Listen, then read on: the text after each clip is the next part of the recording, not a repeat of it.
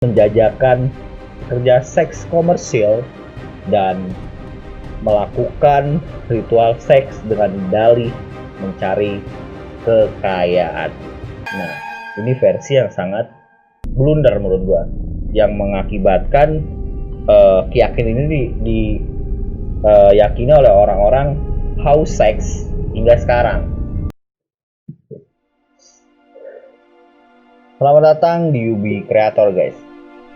Kali ini gua mau ngebahas tentang Gunung Kemukus, ritual seks demi meraih kekayaan.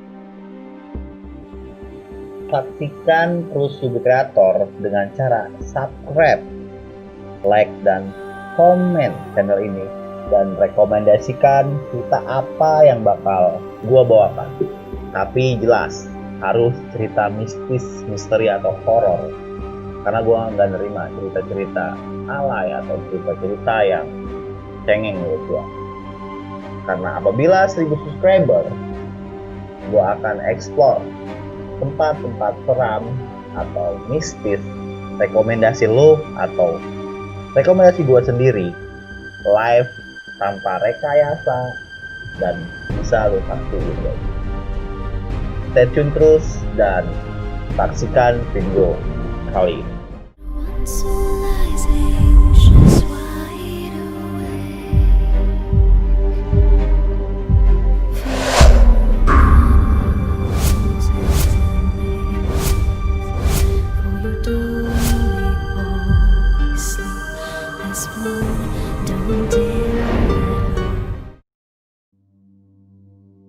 Jadi kalau lu udah menyaksikan video gua sebelum video ini, itu di video jenis pesugihan yang ada di Indonesia, gua tertarik kepada jenis pesugihan yang ada di Gunung Kemukus. Kenapa? Karena di sini berbau dengan seks bebas guys. Nah, sebelum gua lanjut ceritanya, gua mau cerita sedikit ke lu sendiri. Siapa sih yang berperan pada cerita-cerita ini? Sebenarnya gue cuplik dari beberapa artikel dan video tentunya. Jadi di sini ada Pangeran Samudro, seorang putra dari Raja Majapahit pada saat itu, dan seorang ibu tiri dari istri dari seorang Raja Majapahit itu sendiri bernama Nyi Ontro Wulan. Bagaimana cerita mistis ini beredar? Apabila lu ingin melakukan pesugihan di situ, lu harus melakukan ritual seks 7 kali. Gila sih menurut gua. Kenapa menurut gua gila? Di sini gua bakal cerita 2 versi. Versi pertama itu dari orang-orang yang mempunyai warung di sekitar makam Pangeran Samudro, dan versi kedua cerita dari seorang juru kunci di makam itu tersebut guys. Nah, di sini gua sedikit speechless. Kenapa?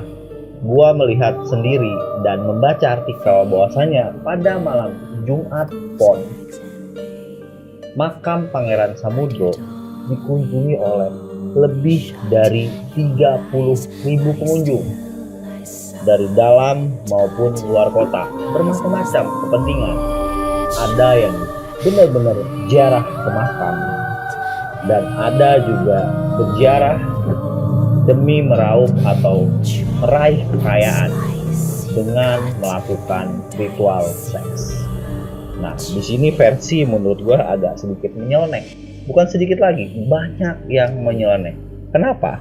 Ketika orang pengunjung di makam tersebut akan melakukan ziarah demi kekayaan, mereka harus melakukan hubungan seks bukan kepada istri atau suami, tapi mereka harus melakukannya dengan orang lain.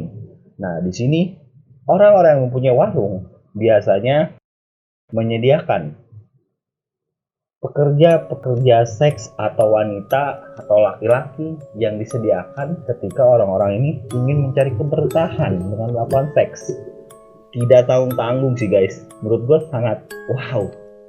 Seks ini dilakukan 7 kali dalam 1 malam, atau bisa juga dilakukan dalam 7 malam sekalipun. yaitu malam-malam yang bagus konon katanya dilakukan pada malam Kamis Pahing, Jumat Pon, Jumat Kliwon, dan malam Satu Suro. Tapi ada sedikit yang janggal menurut gua. Kenapa? Ada salah satu video yang gua lihat, cuplikannya itu ada seorang yang menanyakan kamar di situ, guys. Dan kamar ini sendiri berharga Rp50.000 apabila ingin menginap satu malam. Dan apabila ingin menginap sekejap saja, lo harus bayar 20.000. Dan apabila lo sendiri ingin melakukan hubungan bebas satu kali saja, atau bahasa trennya adalah short time, lo harus tambah biaya Rp100.000. Sungguh sangat prihatin dan tidak masuk akal. Jadi dari versi pesugihan yang gue dapat, ada versi yang 7 kali harus dilakukan dalam malam-malam tertentu dan bisa short time. Ini nyari kesugihan apa emang cuma melampiaskan seks bebas? Dan menurut gue sangat janggal sekali. Dan ada salah satu penelitian yang dilakukan oleh mahasiswa UGM pada saat itu, bahkan dia sendiri pernah nginep atau coba buat analisis di sekitar, dan pure ini adalah demi keuntungan ekonomi semata, atau ada oknum-oknum yang melakukan suatu penyewaan tempat dan oknum-oknum yang melakukan penawaran kepada orang-orang yang berkunjung di situ dengan alibi mendapat keberkahan dan kesenangan dengan melakukan pesugihan. Dan mereka bilang banyak sekali yang berhasil, dan menurut gua itu tidak ada kaitannya dengan ziarah kecuali meraup keuntungan. Itu yang bisa gue ceritain kenapa dan bagaimana dan mengapa tempat itu seperti itu. Nah, di sini gue mau cerita dua versi yang berbeda. Versi yang pertama dari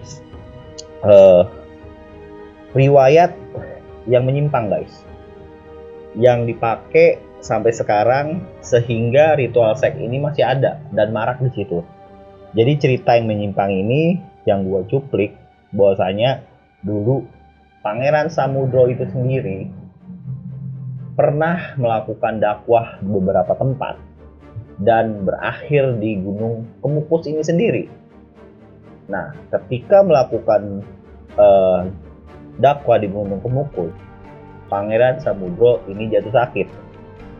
Nah, ketika jatuh sakit, ibu tiri dari Pangeran Samudro ini sendiri coba untuk menjenguk.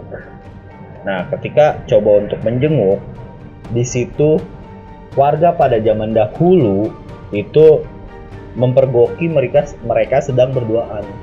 Nah, ketika mempergoki mereka sedang berduaan, disitulah fitnah itu menyebar. Konon katanya Pangeran Samudra dibunuh dengan ibu tirinya dan berpesan bahwasanya siapa yang akan melanjutkan kisah asmara dia, mereka akan mendapat keberkahan dan kekayaan. Nah, inilah yang dipakai atau dalil yang dipakai oleh orang-orang oknum-oknum yang berada di sekitar makam Kemukus itu untuk meraup keuntungan dengan menjajakan kerja seks komersil dan melakukan ritual seks dengan dalih mencari kekayaan. Nah, ini versi yang sangat blunder menurut gua, yang mengakibatkan keyakinan ini diyakini oleh orang-orang haus seks hingga sekarang, yang akhirnya marak sekali PSK yang ada di sana.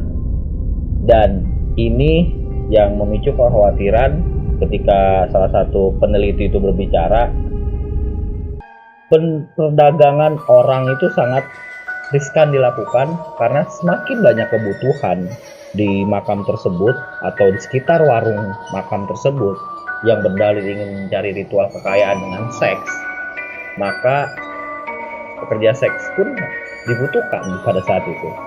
Otomatis human trafficking akan marah. Nah, itu versi dari cerita mitos atau cerita yang sekarang masih menjadi blunder. Dan konon katanya lagi yang sangat seru menurut gua, pada zaman dahulu kala, ketika warung-warung belum tercipta seperti sekarang, orang-orang yang ingin melakukan ritual seks bebas dengan dalih pesugihan pada saat itu, mereka melakukannya di tempat terbuka. Setelah mereka mandi di Sendang Ontrowulan, mereka akan melakukannya di bawah pohon, di semak-semak, dan di tempat terbuka lainnya. Itu sangat miris sih guys. Dan ini katanya real diceritakan pada zaman dahulu kala ketika warung-warung yang menyediakan kamar ini belum tersedia pada saat itu. Sangat miris sekali, dan ini sangat sangat mencoreng menurut gua. Dan versi selanjutnya dari versi juru kunci ini ditepis dan mereka bilang itu tidak dibenarkan. Kenapa? Pangeran Samudro sendiri adalah seorang pangeran yang berdakwah keliling Pulau Jawa bahkan, dan mungkin bisa dibilang ulama pada saat itu guys.